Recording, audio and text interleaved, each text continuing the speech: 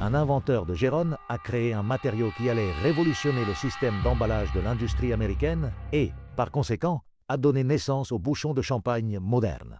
Cette histoire s'est passée ici.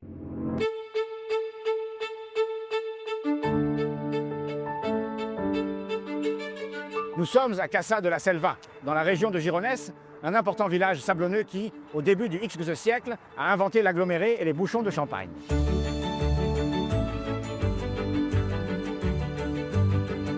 C'est ainsi que commence l'histoire dans laquelle Josep Sarri Carbó est un industriel de Mataró.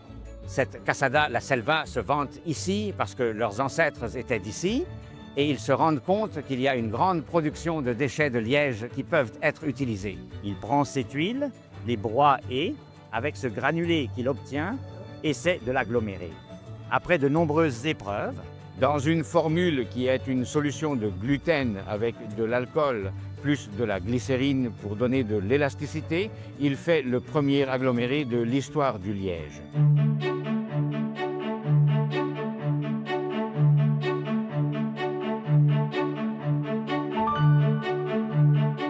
Les Américains qui étaient à White ont découvert cette découverte et les ont contactés.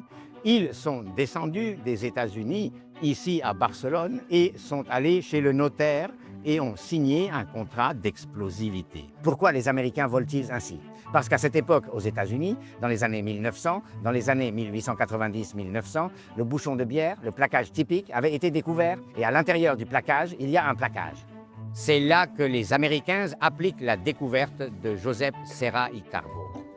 Ils ont signé le contrat et dans ce contrat, les Américains ont exigé que Josep Serra y Carbó se rende aux États-Unis. Et sa famille, en 194, a pris la ferraille et est allée à Baltimore. Ils y seront de 1904 à 1911 pour développer leur invention. Installer l'usine pour que ces Américains puissent faire ces disques pour les bières. Lorsque Josep Serra y Carbó est allé en Amérique, il a suscité l'intérêt des Américains pour le judo et ils ont vu qu'il avait de multiples applications. Dans cette formule d'agglomérat, nous avons vu qu'elle pouvait être utilisée pour fabriquer des isolants, pour faire des joints d'italisation et les États-Unis ont déclaré au Congrès que l'industrie des enveloppes était une question prioritaire. Ce sujet prioritaire, pour eux, ils en font une étude et déterminent une centaine de points à travers la géographie des États-Unis pour pouvoir planter des sureaux. Et plantez-les. Ce qui se passe, c'est que lorsque ces sureaux mettent beaucoup de temps à pousser, à l'âge de 60 ans, quand les sureaux étaient grands, ils étaient déjà dans l'industrie dans les années 1900. La matière première n'était plus autant une priorité. À côté de Davie, qui est une université en Californie, il y a une plantation de 10 mètres carrés avec des bouchons de liège qui ont 100 ans et qui n'ont jamais été mis en exploitation.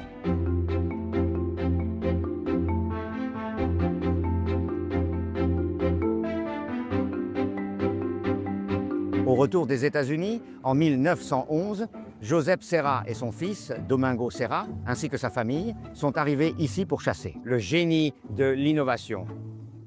Et avec cette formule de l'aggloméré de son père, il commence à faire des tests pour fabriquer le bouchon de champagne tel que nous le connaissons aujourd'hui. Jusqu'à ce moment-là, la robinette à champagne était un morceau entier de sureau, tandis qu'il appliquait la formule des agglomérases et préparait un premier taco qui serait fait de sureau. C'est la poignée et il met 2 rondelles.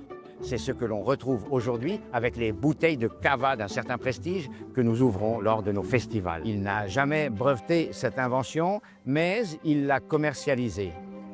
Et l'usine que nous avons dans la maison ici en bas va avoir une centaine d'ouvriers.